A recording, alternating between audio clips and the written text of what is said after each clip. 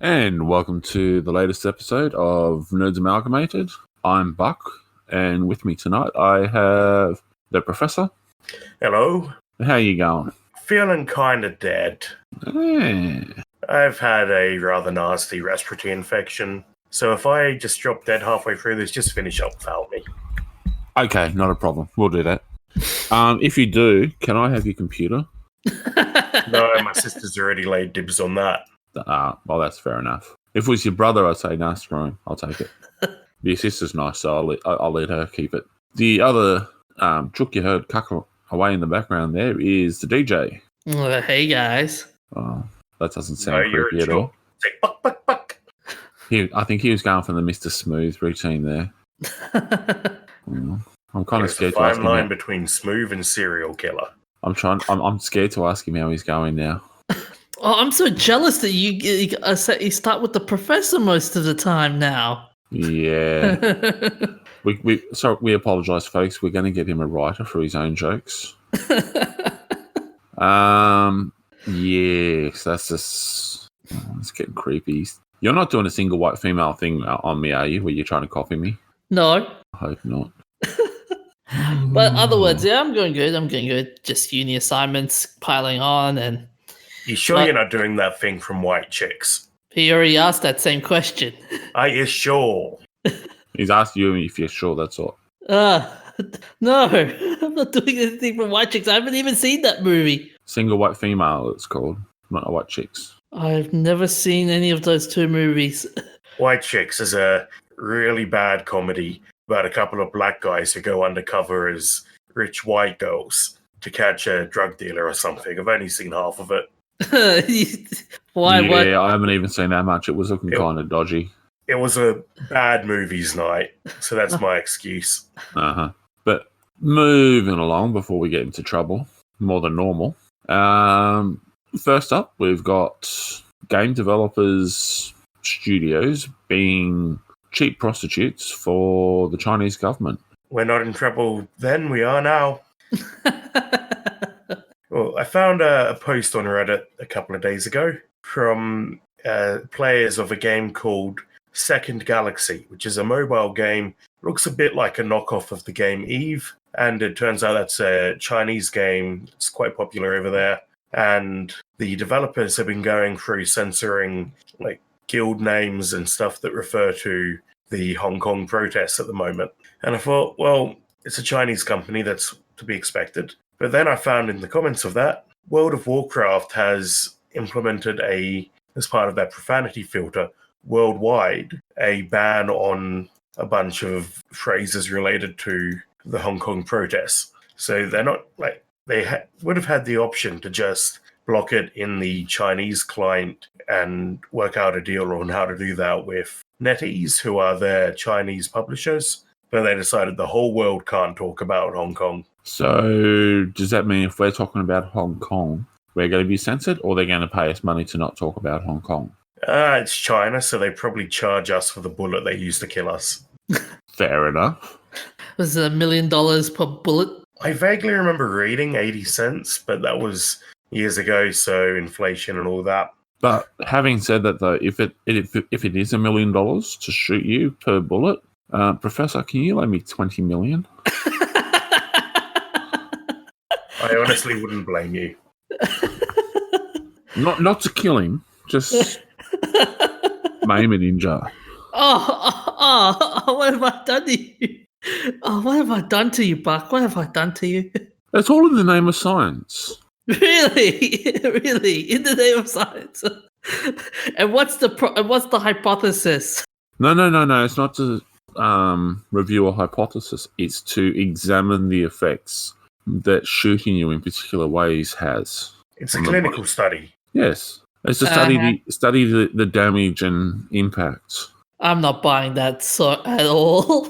Well, actually, there have been studies done like that. So, yeah, whenever people get shot, the photos and all the details are all taken and collated in a database by the FBI and other, like any major police agencies, and they all share it around so they can learn for forensic science. Yeah, I'm still not going to do it. Even if you tell me. No. Where'll be the fun in that? I No. like to just be a surprise thing. You're walking down the street somewhere, see your favorite place to hang out, and next thing you know, you just get shot. No, it's still not gonna do.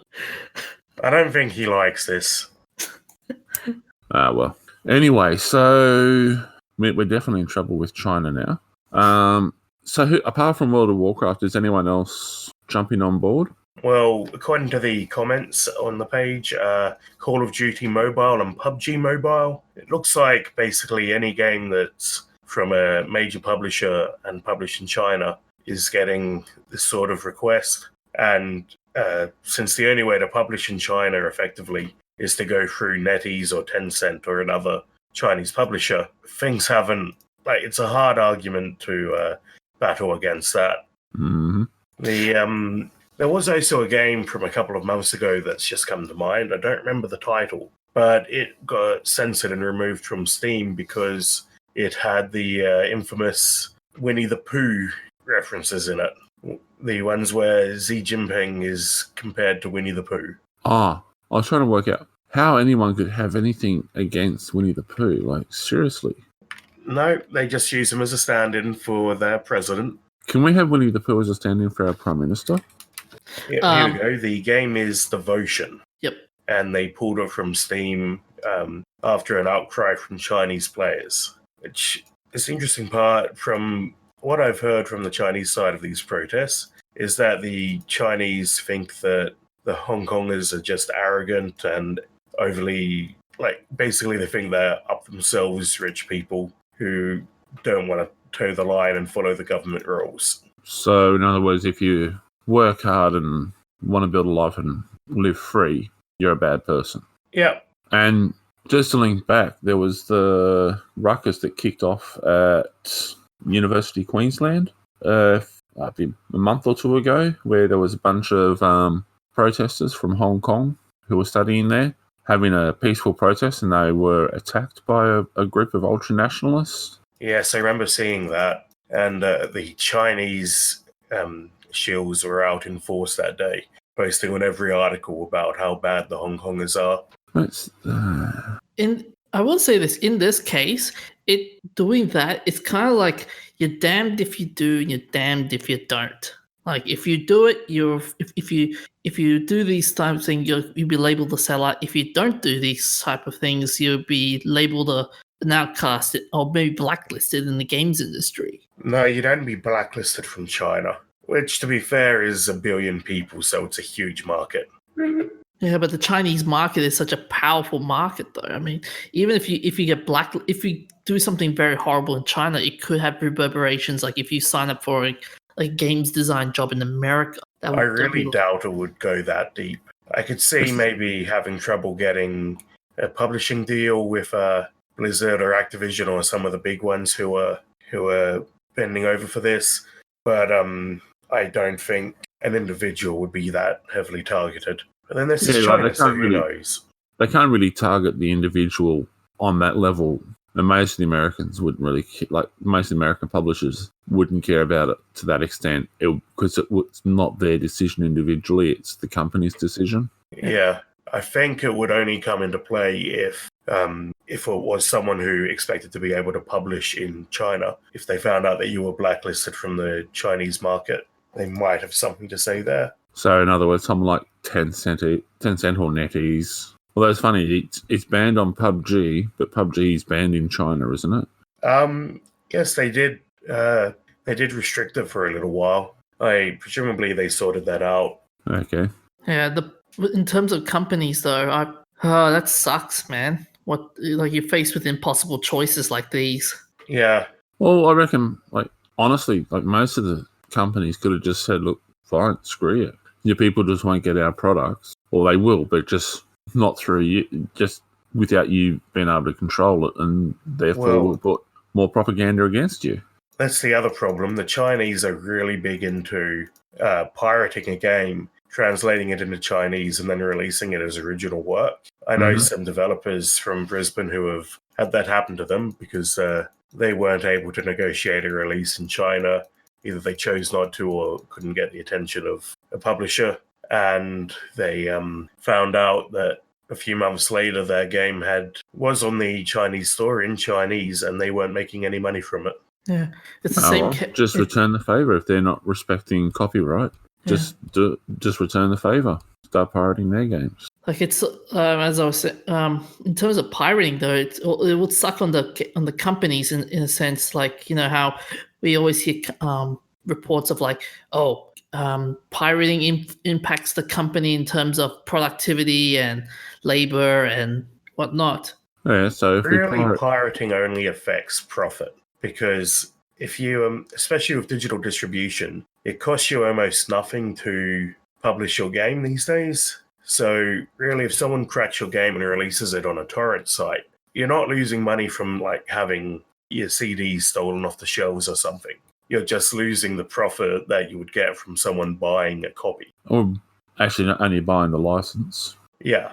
But I reckon like China's not adhering to international copyright law. So the rest of the world should just go, fine, well, we'll just pirate anything of yours and we'll just sell it as our own stuff. And if you don't like it, tough luck. But then, Professor, there's similar stories going on with Shenmue 3, apparently, with the whole localization stuff as well. What's going on there? From what I've gathered, so they changed a couple of story aspects. So from this article I'm reading, so according to Nico Partners, instead of being set in Guilin, China, it's now being set in the fictional town of Xilin, China. Also, Ryu is no longer from Japan, but simply a foreigner. That does ring a bell for some other things I've heard. That apparently the Chinese have some very big restrictions on Chinese history. Like, if I remember correctly, I read about it in relation to time travel being a banned topic, because they don't want anyone going back in time and representing Chinese history as anything that isn't the party line. So I expect that's probably why that's done that way. Mm-hmm. But here's the funny thing, though. Like, when you hear stories like this about censorship and stuff, the Western countries will go, "Oh, censorship is wrong, it's evil, and it's terrible and stuff." But yet, the Western games companies are introducing censorship, which is similar to China's version of censorship, and yet it's hypocritical. Are they though? Are they saying censorship is bad? Are there any developers in the West who are banning all mentions of a specific place in the world because it would piss off the government? Not really, banning any words relating to that place, but it's more like, okay, you can't say a specific term, or you can't say, you can't introduce certain materials basically into the game, like Sony. Who's saying that? Sony, for example. Remember when Sony's not a government. If you don't like Sony, you publish on Microsoft, you publish on Nintendo, you publish on Mac if you're some sort of bloody weirdo. No one publishes games for Mac. But the other thing you're missing there, DJ, is a lot of that censorship stuff is government-controlled requirements for ratings and release, which we discussed a couple of weeks ago. Yep. And yeah, like some of it is to protect idiots from themselves, and some of it's to protect people who need to be protected, i.e. children. And like censorship in and of itself isn't bad. How it's utilized in some cases is bad, and in this case, it's to control propaganda. Oh, so if Sony refuses to publish you, that's because they don't think the game will sell. It's not because they've been told, don't let anyone mention, I don't know, don't let anyone mention the war, basically. It's not because anyone's told them not to do that. It's because they don't think they will sell enough copies of an 18-plus game. That's why movies get cut to be M15, I think. Mm-hmm. And M15 movies will be recut to be rated PG. In America, PG-13 is, I believe, the most common release because it's so accessible, but it gives you the most freedom in terms of what you can have in the movie. There's also, when you look at Sony, weren't they the publishers for AC/DC from Sony Music? So, yeah, they're not exactly shying away from fairly controversial sorts of areas, I guess, would be the best way to put it. But moving along, next topic we have is one that I did a dance for joy when I first saw the article, and I'm pretty sure the professor's going to jump up and down and want to book a ticket to come along with me. Already there. I've been checking behind the couch for weeks to see if I can find enough money to book a flight.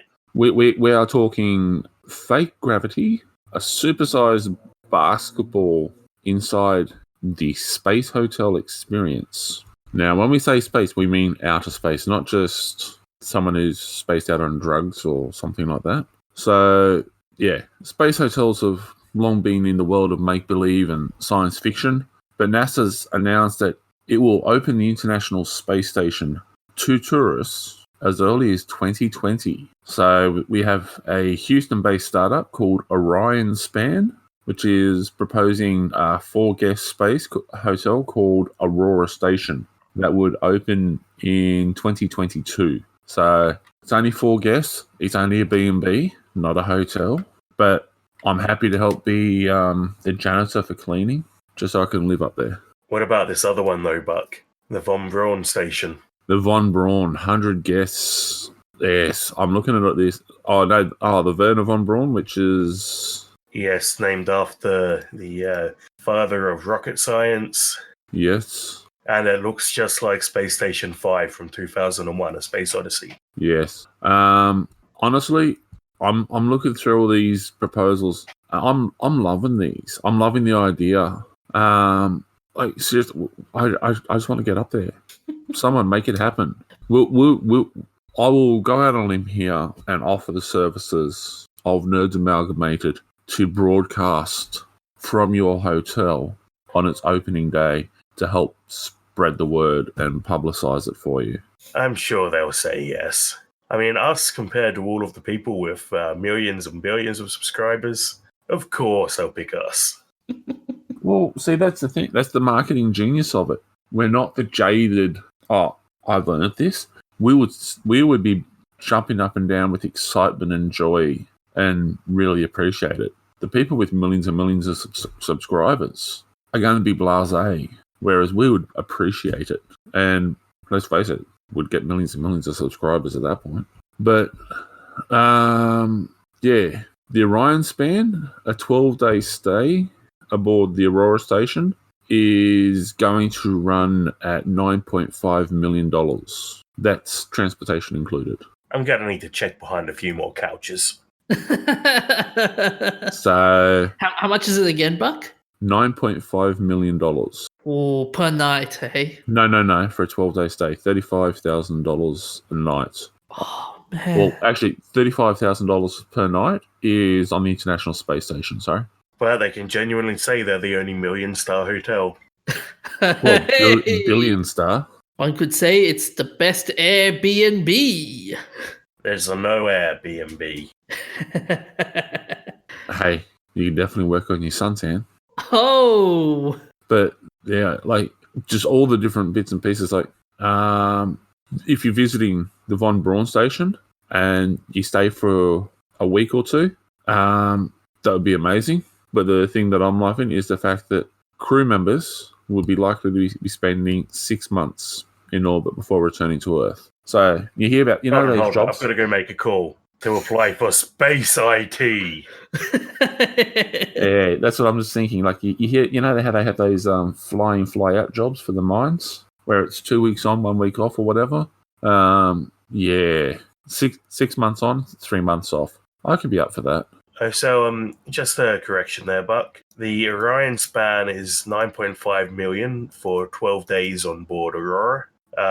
The ISS is $35,000 a night. Yeah, but doesn't include transportation. No, the Von Braun one, Orion Span does. Yeah.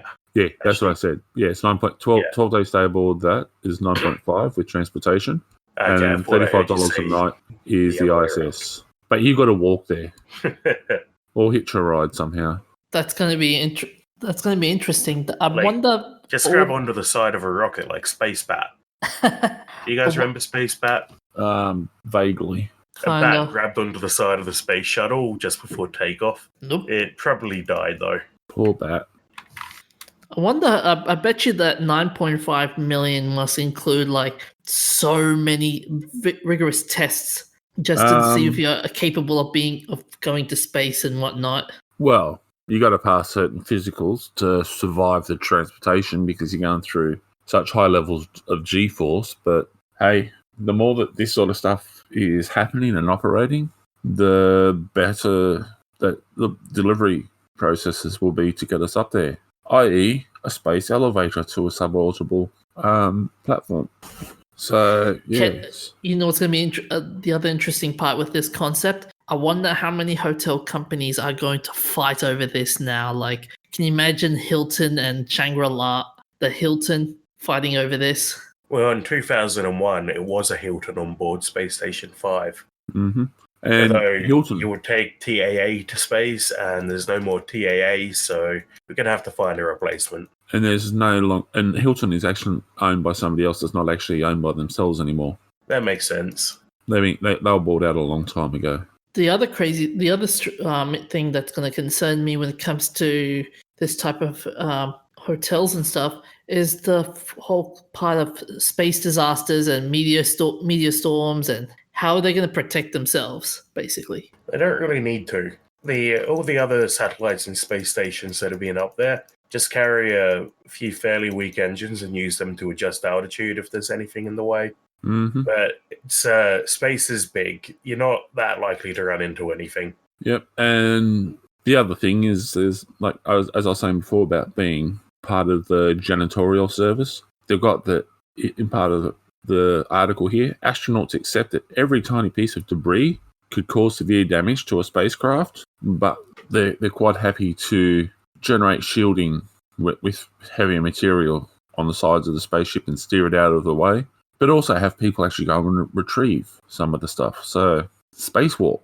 Yep. The other advantage is that if you're in the same orbit as something, traveling in the same direction, then unless you'll never hit it, because the way to catch up to something in space is to either bring your orbit higher or lower. Mm-hmm.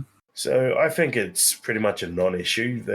It's been solved already by NASA and all the other space programs. But the other thing to consider there, though, is having more space stations up there would allow for the collection and retrieval of some of the older space junk that's floating around. Because after all, you don't want to be taking too much stuff up there. So grabbing hold of old rocket components and some of the old satellites around there for materials could be a good idea. Just got to be careful if you go near some of the American and Russian ones, because they're possibly not actually dead. They're just sitting inert with nuclear weapons inside. So don't trigger the proximity alarms. But yeah, I'm looking forward to the job applications coming out for being part of the cleaning crew or whatever. Hey, don't need HR up there for overseeing everything. Buck's got his true calling. He's found his true calling. The first HR professional in space. Woohoo! Either that or the first forklift driver. But anyway, I suppose we should probably move on. As amazingly fun as this topic is to talk about. We have... What have we got from the DJ? Is it worth going on to, or is it more fun to stay back with the space station? What do you reckon, Professor? We should move on before we geek out too hard. Okay. We have the Creative Arts Emmy Awards full winners list with things such as Game of Thrones, Chernobyl, Mrs. Maisel among the top honorees. And Bucky, you missing me? Pardon? Yeah, Buck, I was going to say that. But I sounded better. Oh, it's my topic. Oh, okay then. So on the weekend, the 70th Creative Art 71st, not 70th. Oh, that's the Emmys. This is the 70th Creative Arts Emmys. There's a difference. Is there? Yeah, so it was held at the Microsoft Theater downtown Los Angeles. This awards are presented in recognition of technical and other similar achievements in American television programming, including guest acting roles. So while we have the complete list from both on the show notes, here's the summary. So Game of Thrones won 10 awards, Chernobyl won 7, Love, Death and Robots won 5, Queer Eye won 4 awards. Love, Death and Robots is good. Oh yeah. I agree. Handmaid's Tale 1, 3, a couple of other awards. Game of Thrones, some of the awards of Game of Thrones won was Outstanding Sound Editing for a Comedy or Drama Series, Outstanding Special Visual Effects. This is from the Bells episode, by the way. Outstanding Fantasy / Sci-Fi Costumes, Outstanding Main Tile Design, Outstanding Casting for a Drama Series, and Outstanding Stunt Coordination for a Drama Series, Limited Series, or Movies. Awesome. Chernobyl won a couple awards. Some include Outstanding Visual Effects in a Supporting Role and Outstanding Cinematography for Limited Series or Movies. Mm-hmm. Yeah, there were a couple of awards like Handmaid's Tale won Outstanding Guest Actress. Star Trek won for Outstanding Prosthetic Makeup for a series. Okay. Sesame Street won for Outstanding Children's Program. What else is there? NASA won. I was just going to say, here's one for that you would enjoy. Outstanding Hairstyling for a Single Camera Series. Outstanding Original Interactive Program. NASA won it for their Inside to Mars landing. Mm-hmm. Outstanding Structured Reality Program.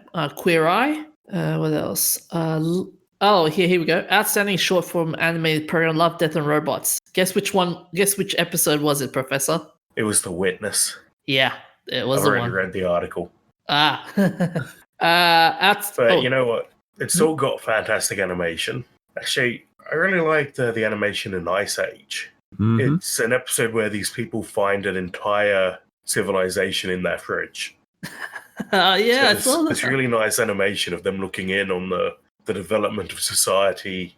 I like the one where it's kind of like Metro Exodus. The Secret War. Yeah, that's the one. That one was pretty cool. David Attenborough won an award for Outstanding Narrator. Outstanding Interactive Program, NASA and SpaceX, the Interactive Demo 1 launch. David Attenborough's documentary Our Planet. Outstanding Animated Program, The Simpsons. Seth MacFarlane won an award for character voice. And RuPaul won a Best Outstanding Host for reality TV show. So those are some of the big ones, but then there were some really controversial ones as well, though. Like Colin Kaepernick's Nike commercial, Dream Crazy won Best Commercial, which everybody hated, which is funny. Oh. Outstanding Documentary also. That was very controversial as well in terms of Leaving Neverland. That was a pretty controversial win. So are these the Emmys or the special effects Emmys? It's the special effects Emmys, but they put some awards that's supposed to be for the Emmys into this one as well, which is weird. Yeah, but Leaving Neverland, that was an interesting choice to be awarded the Emmy, though. Yeah, for those who you guys ever seen that documentary? No. It was a very bad documentary about Michael Jackson and yeah. Okay. I'm actually looking here. I've actually found something I now want to go and watch. Age of Sail. Oh. Because it won the award for Outstanding Individual Achievement in Animation. So I'm now wanting to go check this out just to find out what it was about. It looks like it's a movie, a short animation. Interesting. Anthony Bourdain won a couple of posthumous awards as well. He won for his Outstanding Information Series, Parts Unknown, and Outstanding Writing for a non-fictional program. So how did Anthony Bourdain win an award when he's been dead for 2 years now? I think a year ago. Well, he did say posthumously, so they award it to him, and yeah, someone from his estate comes and collects it. Was his show still coming out after he died? Yeah. Okay. But yeah, those were the couple of awards. It's interesting how Game of Thrones won a couple of awards, even though everyone hated the final season. Well, they didn't get awards for writing, did they? They got awards for costumes and stuff. Yeah, costumes and music design as well. So yeah, and title design. Yeah, Handmaid's Tale, as I said, won a couple of awards as well. So what's the most outstanding one for special effects? I did notice there was something there about prosthetics. Star Trek won Outstanding Prosthetic Makeup for a series. Yeah. Awesome. Yeah. It was for an episode called If Memory Serves. Okay. Well, there's a huge number of awards there. We'll have the link available in the show notes. We won't have all the awards because it would need too many pages. But moving along, what game have you been playing this week, Professor? I've been playing Creeper World Anniversary Edition. It's a re-release of a Flash game from, I think, 2010. Mm-hmm. The developer has degrees in computer science and physics, and he actually made this game. Basically, it's a tower defense where you play against a wave of blue goo, and the developer has his degrees, so he decided, I'll make a game about the transfer of heat through a material, and that's what the creeper goo is modeled off. And you build networks to distribute ammunition to all of your towers. And he went in and used the A-star distribution search pattern for that. So It's got a really interesting background in terms of programming, but it also is a really solid game, and it still holds up. Each game in the series, I've played the first and the third one, feels sort of like an evolution. It adds in a few features and quality of life improvements, but the first one still is pretty good quality for being a 10-year-old Flash game. So the blue goo isn't some teenage Smurfs that have gone out of hand and No. Just making sure.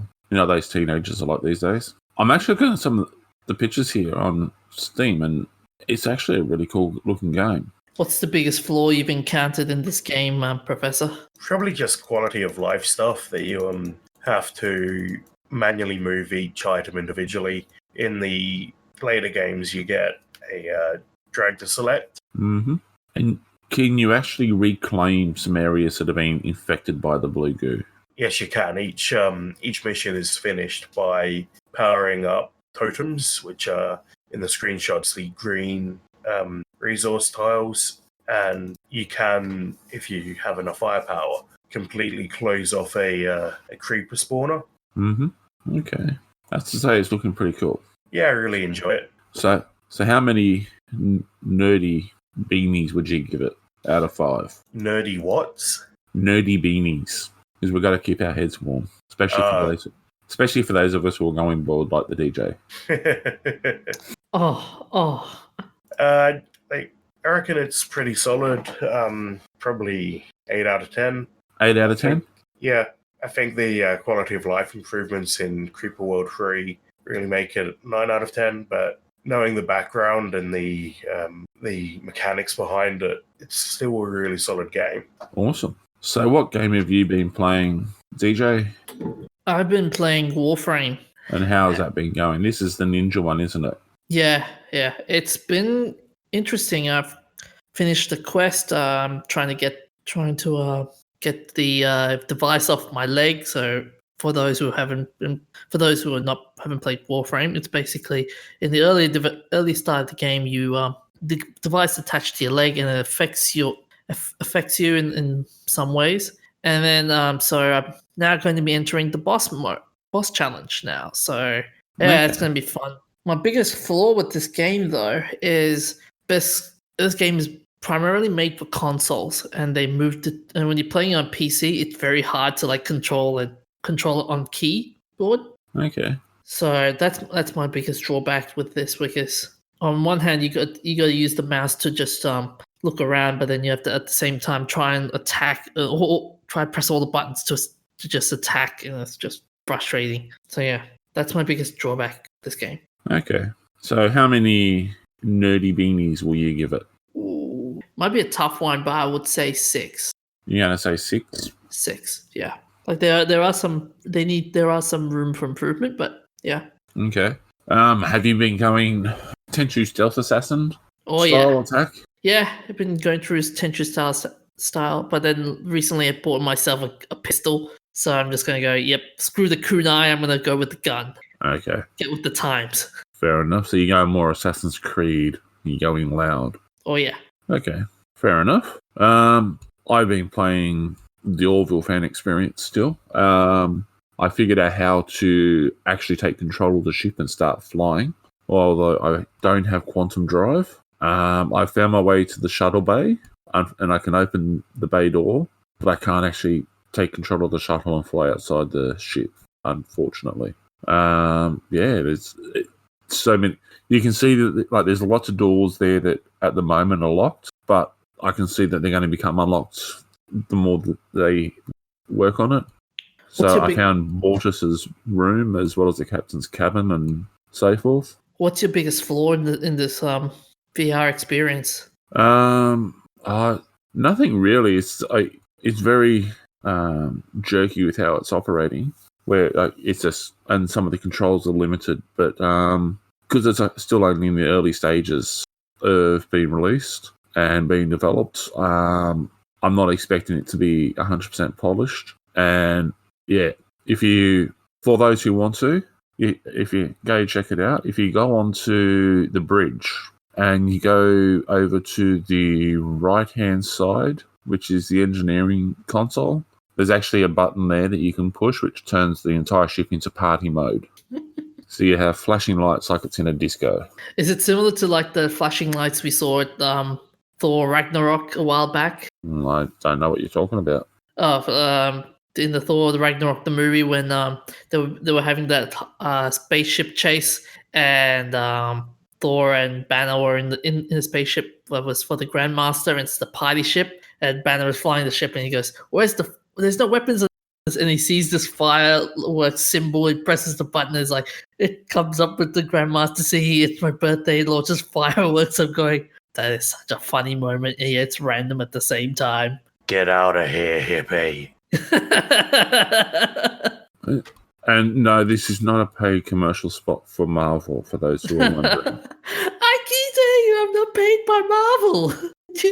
But you keep talking about Marvel. Like, we can be talking about something completely unrelated, and you seem to find a way to come back to Marvel. But as I was saying, so is it that sort of effect as well? Like you get like the disco? No, it's the lights inside the ship. It's the actual lighting system inside the ship flashes on. I don't know why you would have thought it was fireworks outside, except as an excuse to talk about Marvel. Goddamn hippie. Anyway, moving along, before we have to kick him offline, we have the shout-outs. Anything special other than what we've got listed, guys? No. Okay. On the 16th of September, 1959, we have the first successful photocopier being released on a demonstration at the Sherry Netherland Hotel in New York on live television. And it was the Xerox 914 on the 16th of September, 1976. An amazing year. Armenian champion swimmer Sharvash Karapetyan saves 20 people from a trolley bus that had fallen into a Yerevan reservoir while jogging alongside Yerevan Lake with his brother Carmel, also a Finn swimmer. Karapetyan had just completed his usual distance of 20 kilometers when he heard the sound of the crash and saw a sinking trolley bus. And he dived in and helped save people. So awesome effort. And an interesting take on the classic trolley problem. I like the fact that he was awarded, the medals that he got awarded was Medal for the Salvation of the Drowning and Order of the Badge of Honor. It probably sounds really, really cool in Armenian, and you're just dissing on it. Hey, it's so funny. It's like for the salvation of the drowning. I mean, as I said, it probably sounds really, really cool in Armenian, and we apologize to any Armenian listeners we have. He's the DJ. If this was Faulty Towers, I'd be saying he's from Barcelona and slapping him up the back of the head. On the 16th of September, 2019, we have a fisherman who's gone off one of the Norwegian islands to do a bit of fishing, and he's caught an alien fish with huge bulbous eyes. And as every good fisherman tells you, if you catch it, you've either got to throw it back or eat it. So he ate it. Mr. Oscar Lundhall was 19, and he was fishing for the blue halibut off Andøya in northern Norway, which in and of itself is impressive because going north of Norway you're in the North Pole and Arctic region. So, yeah, already worthy of being respected. This fish is believed to have been related to a Greek mythical monster, or it was named after that. It's a species of ratfish and a relative of the shark that dates back 300 million years. And we haven't got how deep it was. It was 800 meters, wasn't it? Yes, I think that was correct. Sounds absolutely insane, but those fjords are ridiculous. Yeah. Like, seriously, folks, if you check out the link, if you're on Apple, they apparently don't have the links. Go to the TNC website. We have all our hyperlinks listed there, or on our Facebook page. This is a ridiculously weird looking fish. And I love the fact that the photo shows Mr. Lundhall sitting there behind it while he's holding it up, and the look on his face is, I'm going to barbecue you with a bit of lemon, a bit of dill, a bit of pepper, a little bit of garlic. So, yeah, 800 meters deep. And it took him 30 minutes to reel it in because it was that deep. You wouldn't want to get your line snagged. No. Apparently, it tasted a little bit like cod, just a little bit tastier, though, apparently. So, yeah, despite being ugly, it was delicious. Oh joy, another species we can fish to extinction. And just be careful, DJ. He said even though it was ugly, it was delicious, so you might be on the menu. On the 16th of September, 1736, Daniel Gabriel Fahrenheit, a physicist, inventor, and scientific instrument maker, was born. Oh, he's dead. Oh. This is remembrances. Oops, sorry. I was going to say he was born in Danzig, now Gdańsk, Poland, then a predominantly German-speaking Hanseatic city in the Pomeranian voivodeship of the Polish-Lithuanian Commonwealth. Unfortunately, died this day. At the age of 50, he died from mercury poisoning. This is the man who was one of the instruments, main people who helped develop the instrumentation of the thermometer and the Fahrenheit scale, in which mercury was quite often used. On the 16th of September 2005, Gordon Gould, American physicist who is widely but not universally credited with the invention of the laser. Others attribute the invention to Theodore Maiman. Gould is best known for his 30-year fight with the United States Patent and Trademark Office to obtain patents for the laser and related technologies. He also fought with laser manufacturers in court battles to enforce the patents he subsequently did obtain. He died from natural causes at the age of 85 in New York City. On the 15th of September 2019, Richard Theodore Oskachek, known as Rick Oskachek, was an American singer, songwriter, musician, record producer, and painter. Also made a really good cup of tea. He was the lead vocalist, rhythm guitarist, and songwriter for the rock band The Cars. In 2018, Oskachek was inducted into the Rock and Roll Hall of Fame as one of the members of The Cars. The same year, he exhibited several of his paintings in a national tour. He died of heart disease at the age of 75 in New York City. Moving on to birthdays. On the 16th of September 1875, James Cash Penny Jr., American businessman, entrepreneur, who founded the J.C. Penney cash stores. So, interesting. He seemed to have his money on his mind and his mind on his money, and was successful. Yes, in 18... Cash Penny is like the best gangster name ever. Hey, he looks more gangster than some of those ones running around these days trying to say that they're gangster, especially those mumble rappers. Here goes the mumble rapper around again. Abort! But, so moving on to the next person. On the 16th of September 1925, Riley B. King, known professionally as B.B. King, was an American singer, songwriter, guitarist, record producer, legend, and love machine.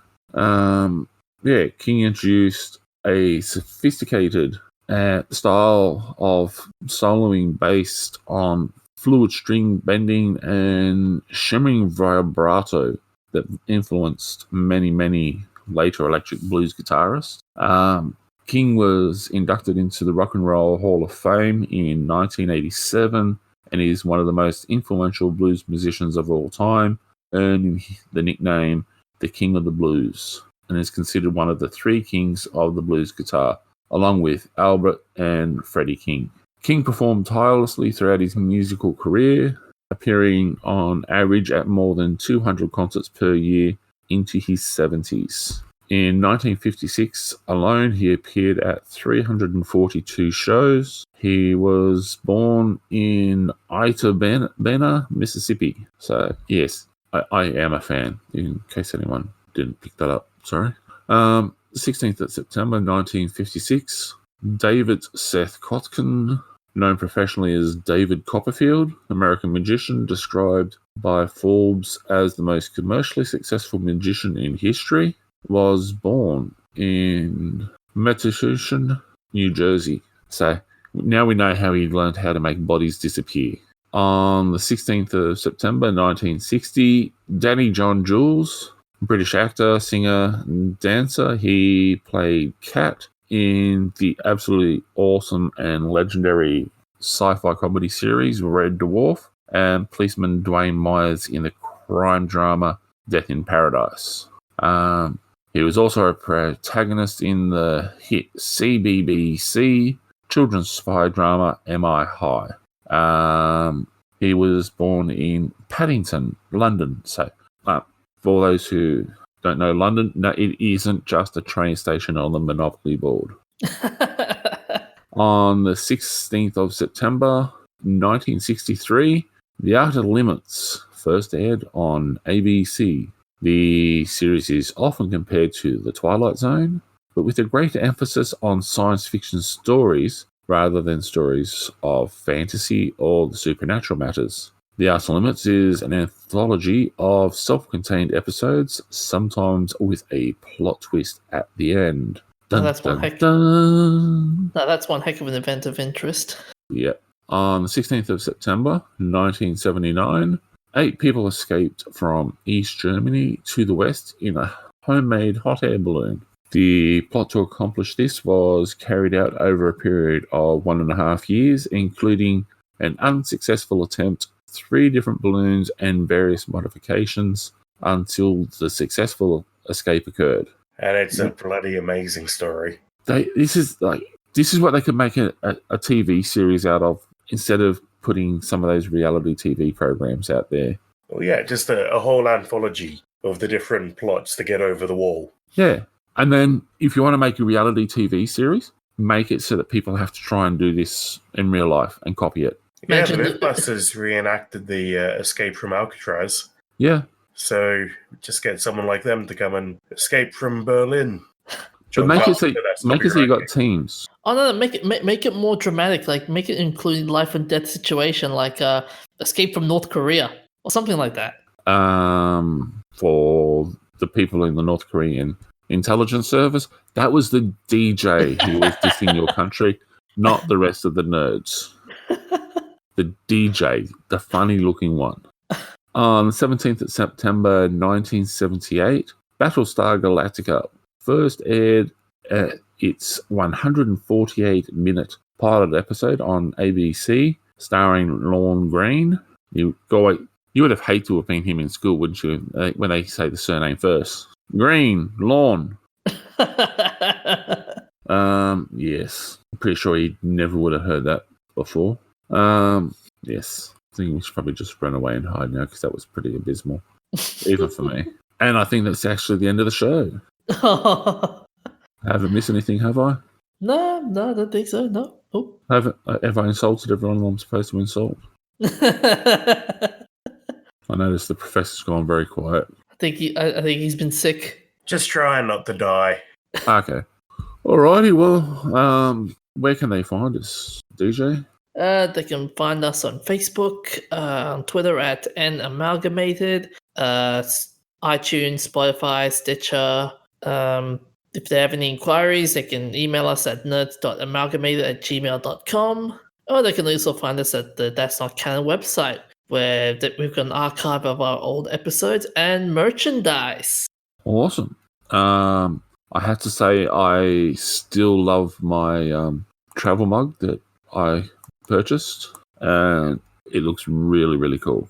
Who are we going to give a shout out to this week, guys? Anyone that you want to in particular? We can give a shout out to Cutscene Saga. Okay. Cutscene Saga. Professor, you got anyone you want? Not off the top of my head. Okay.